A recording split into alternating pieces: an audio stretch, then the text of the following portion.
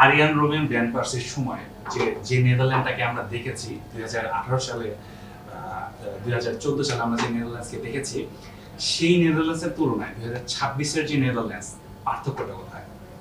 Obviously তখনকার জেনারেশনের সাথে এখনকার টিমের অনেক ডিফারেন্স আছে।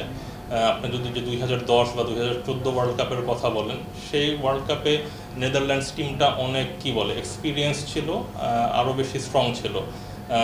কম্পেয়ার টু দ্যাট এই টিমটা আরও ইয়াঙ্গার, কিন্তু আমি বলবো যে এক্সপিরিয়েন্স একটু কম, কিন্তু অনেক পোটেনশিয়াল আছে এখানে। কোডি গাপকো আছে, তারপরে হচ্ছে ডিফেন্সে হচ্ছে আপনার ভার্জিল ভ্যান ডাইক, নেথানাকে, বেশ কয়েকটা ভালো প্লেয়ার আছে। মিডফিল্ডে যদি আপনি দেখেন ফ্র্যাঙ্কি ডিয়ংয়ের মতনও প্লেয়ার আছে। তো যদি আমি কম্পেয়ার করি, একবার ডিরেক্ট কম্প্যারিজনে কিছুটা পিছিয়ে থাকলেও ওভারঅল আমি বলবো যথেষ্ট কম্পিটিটিভ একটা সাইড।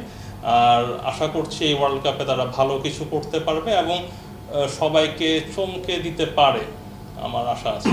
আচ্ছা, optical brighter photo catalyst active granule সমৃদ্ধ বসুন্ধরা পাওয়ার ওয়াশ।